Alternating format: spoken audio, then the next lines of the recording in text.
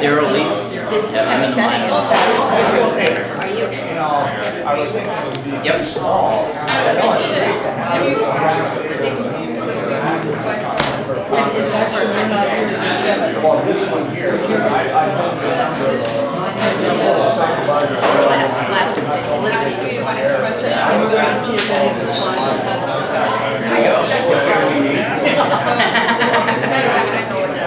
Oh,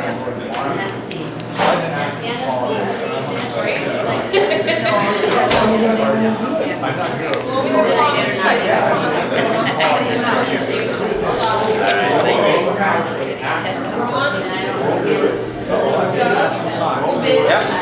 Give us your email and get the update also. So when you get back, I'll message you around. I had no idea that it was like putting every like good things together, and that's why I was like, knew you know, after we did that interview, I was like, I know, I just didn't feel control it. And she said, well, you know, it's brother-in-law. Well, something else. Let's think about it. Yeah.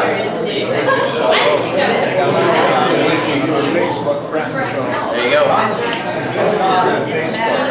Thank you.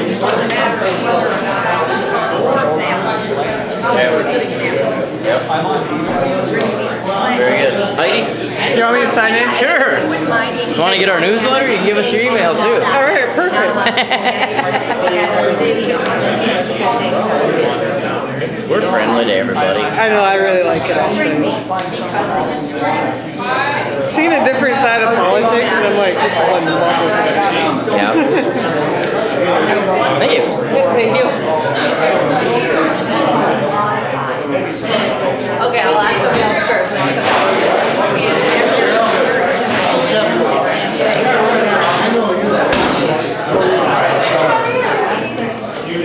sorry. I was just wondering if any of you would be interested in a quick interview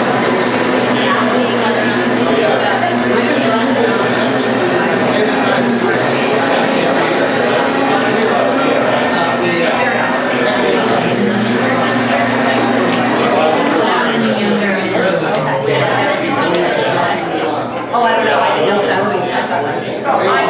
Yes, you are.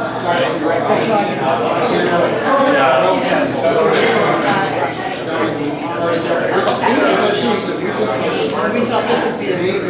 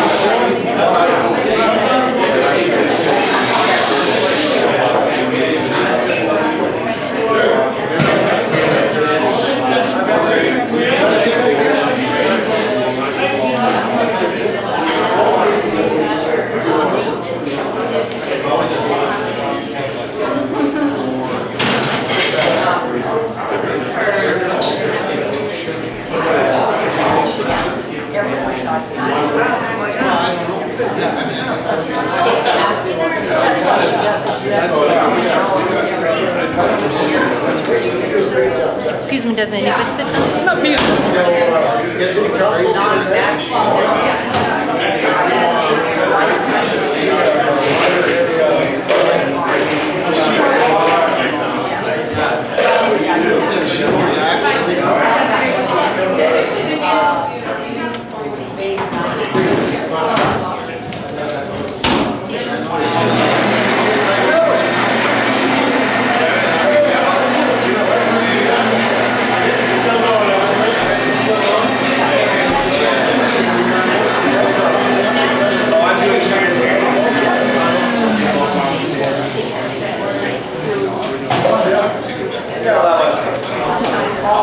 Wherever you want, get yourself a cup of coffee.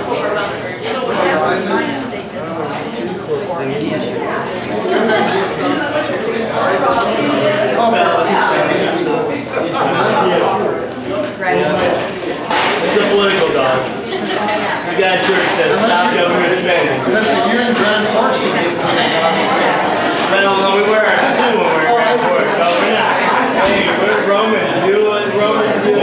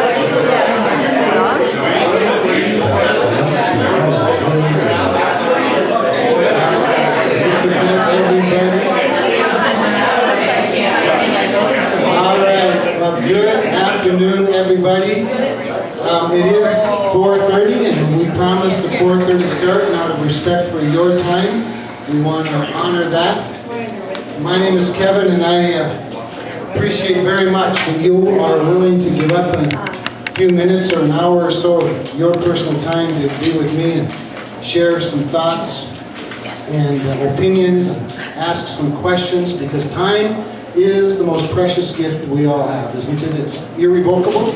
Once it's invested, it's gone. Hopefully we get something out of that investment. So I appreciate you taking the time to do this. Couple of things. I'm just going to make a few opening statements, not a lot, because really what I want to do is hear from you. I want to hear about what's on your heart and mind. I want you to feel free to be able to ask me questions as well, if you want my opinions or suggestions or thoughts as well. This is a very busy time. And the reason I'm coming to you all now, not only because we're on what's called the August recess, now that it's into September.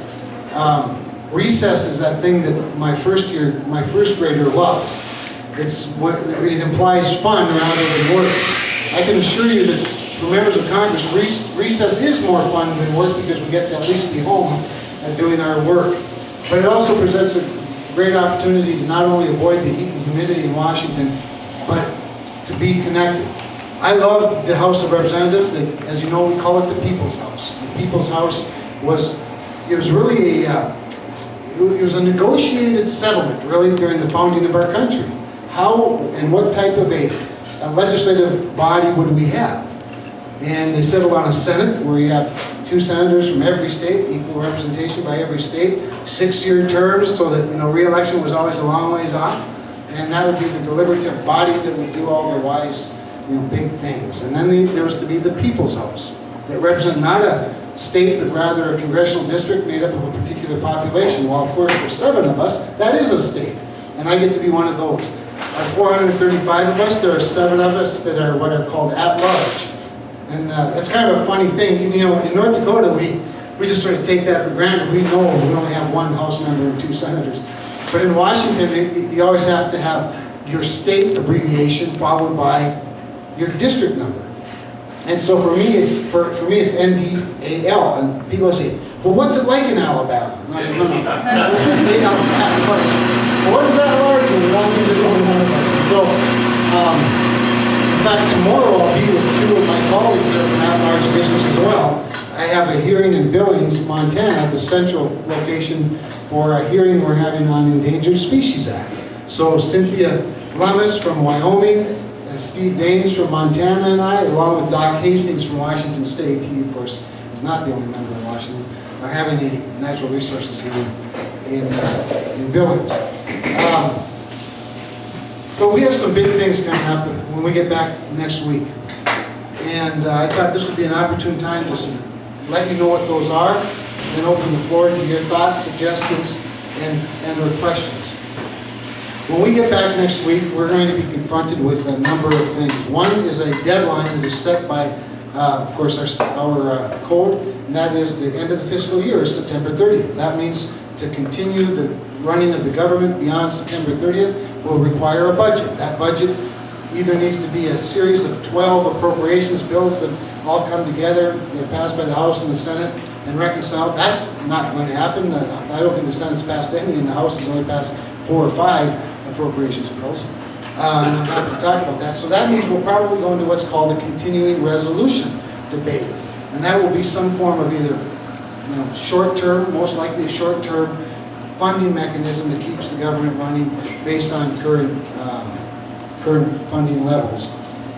Shortly after that, now mid-October, Secretary Jack Lew has called and said that we will be hitting the debt ceiling sometime in the middle of October.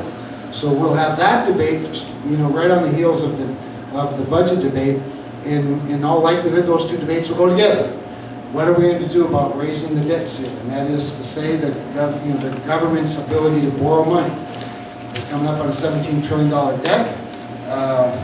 We're now borrowing about 40% of every dollar we spend. So the debt ceiling is fairly important, and it has a lot to do with the government's standing in the world. Our rating. Also, during that same time, we have, of course, the Farm Bill, the current farm law, which expires September 30th. We've passed a farm bill in the Senate. We've passed half a farm bill in the House. We'll be taking the second half up next week. That's the food stamps piece. And once that is passed or not, either way, it will then be part of the overall package. We'll go to a conference committee with the Senate and House conferees, and we'll come back to the two chambers hopefully for final passage. If not by the end of September, certainly early October, I would think we would have then a reconciled and complete farm bill. That, however, is starting to look like the easy lift these days, because with all the other stuff going on, we also have comprehensive immigration reform that has been passed by the Senate. The House has a number of versions, a number of bills that make up comprehension, if you will. The House doesn't do comprehensive very well. We generally do piece by piece and debate every piece of it in a lot more transparency. So you have immigration reform, you have comprehensive tax reform, which has been debated for a long time. It's been worked on for about 3 years quite diligently in the Ways and Means Committee. And there's a strong need and desire for comprehensive tax reform. And the reason I throw those big issues out in the context of the other big issues is because what happens oftentimes in Washington is that deadlines drive a lot of the debate and the discussion and ultimately a lot of the policies that get passed. It's funny how there's never urgency until the deadline looms. And so what can happen oftentimes is a lot of things get thrown into that negotiation hopper. And I'm fond of something that Napoleon once said, is that the logical conclusion of defense is defeat. And if you're not diligent and not staying on top of all of these things, what oftentimes can happen is they get negotiated in the middle of the night as part of an omnibus bill or some comprehensive package, and before you know it, things have happened that you didn't see coming. And I just like to throw them all out because they're all sort of in the mix right now for discussion. Now, all of that, as though that's not enough, of course, you know that we are facing a crisis in the Middle East. Now, that's nothing new per se, but the situation with Syria is a little more complicated than most. Syria's relationship with our friends Israel, their border with Israel, of course, makes Syria somewhat more problematic than the average skirmish in the Middle East. The fact that somebody is using weapons of mass destruction, chemical warfare, obviously adds to that complication. But on top of all of that, you have in Bashar Assad a surrogate of the supreme ruler of Iran. Iran has stated that not only is Israel in the crosshairs, but after them is the United States. They've been growing their nuclear capabilities for some time. And so all of that makes for more than just a casual interest for us in the Middle East. So all of those things are confronting us next week, and I am happy to talk about any or all of them, or whatever else you want to talk about that I might not have mentioned, and none of them. So it's all up to you. It's your forum. I just lay those out as a starting point, and thank you for the opportunity to come by, have a little coffee. I wanted to tell you, last time I was here in not in mine, I can remind it about once a week because somebody's always cutting the ribbon around here and I love it. I was here last spring for some events. I stopped in here at the Beaver Brew for a cup of coffee because I love coffee and I'm always looking for a new fun place to do that. Visit with Chuck and I said, hey, what if we had a town hall here? My wife and I love coffee. We stop in a lot of coffee places. Coffee is a good way to discuss things. You know, back in the Bible they had breakfast or they broke bread and discuss the big issues of the day. We started doing coffees with Cramer 3 years ago, actually, when I was running in the primary, and now we have brought it back as part of this term of the Congress. So thanks to Beaver Brew and the folks running the students, the business students. What a great little, really laboratory this is for business and Cramer place. So thank you for your hospitality. With that, let's open the floor and talk about what you want to talk about. And we do have some chairs up here. If anybody's looking for a front row seat, Pentecostals especially like them.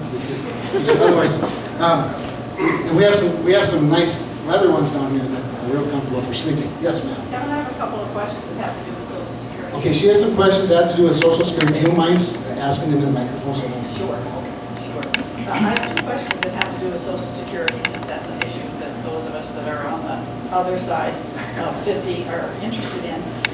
Do you think Social Security should be excluded from the deficit discussion? does it need a separate discussion? That's one question. And the other one is, are you in favor of increasing Medicare eligibility age? Thank you, good question. So let's talk about Social Security first. Does it require a separate discussion for the deficit? Okay, let's put it in context. Interestingly, and this is something I think we don't get a lot of credit for these days in government, the deficit is the accumulation of the money that we owe. The deficit is every budget. Our deficit has been cut about in half in the last year. All of that deficit reduction takes place on the discretionary part of the budget, which does not include Social Security or Medicare or, frankly, Obamacare, which is going to be a very interesting debate starting next week when we discuss continuing resolution. I think this, and I want to be very clear about this.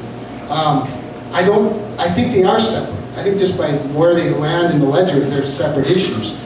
But we cannot solve our deficit problem without dealing with Social Security and Medicare, because, as I said, the discretionary side of the budget is only 1/3 of the overall budget. So the fact we've cut the overall budget in half by only dealing with 1/3 of the budget, we're pretty much close to where we can get in terms of getting back to a balanced budget.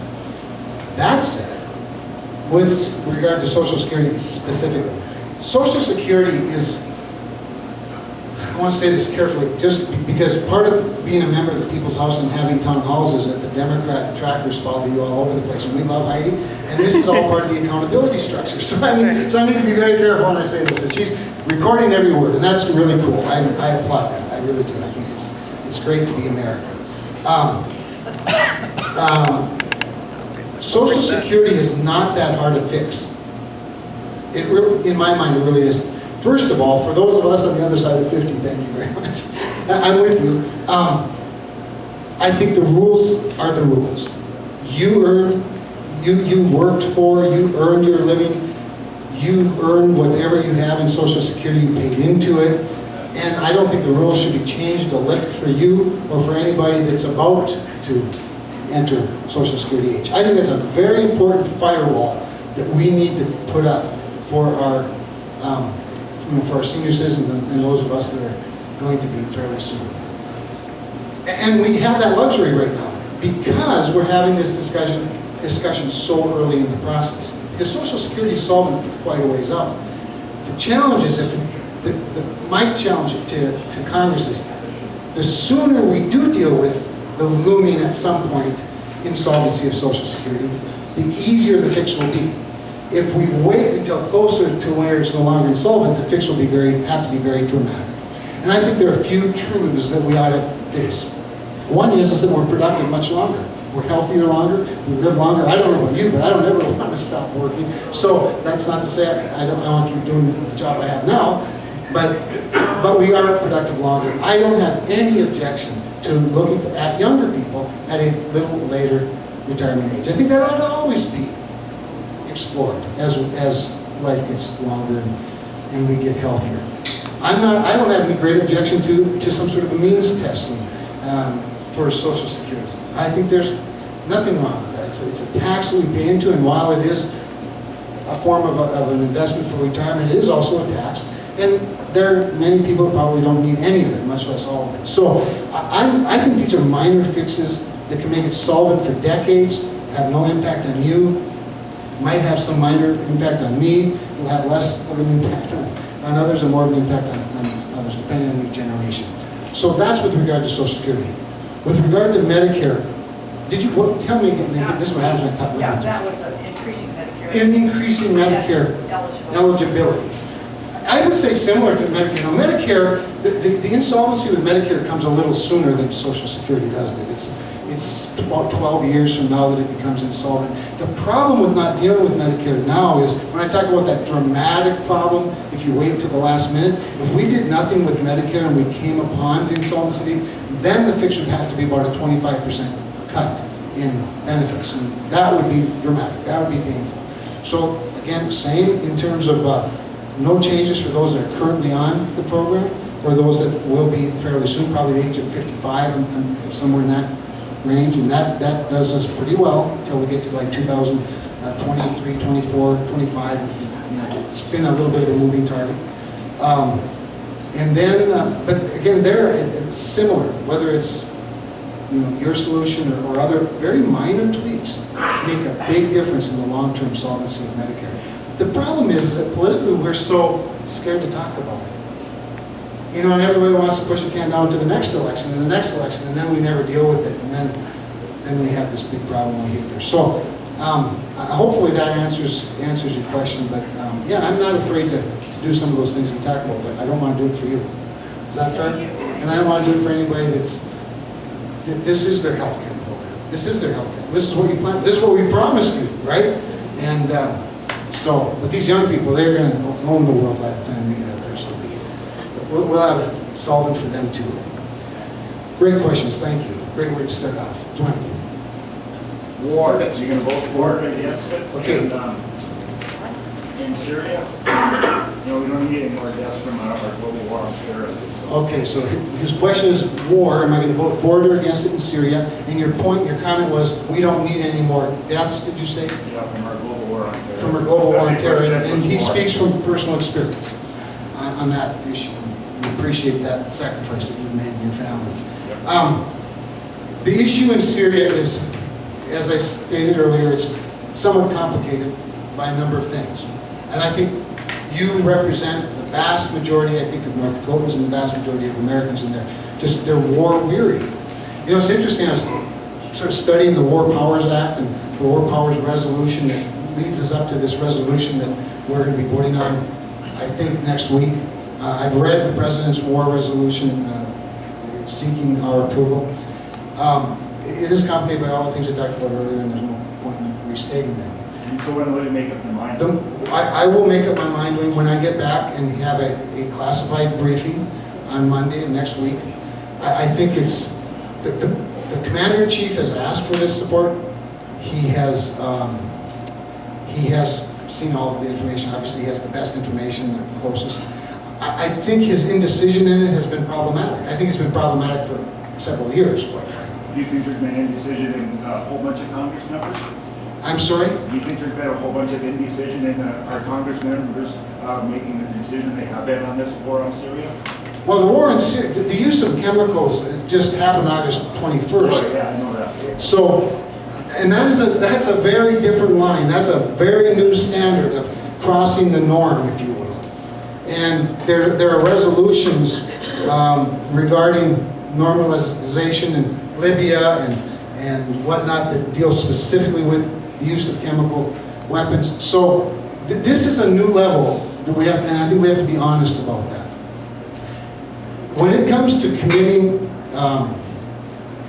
any military assets, use of military force, I think it requires prudence. I am one Republican who actually thought it a good idea for the president to seek congressional approval.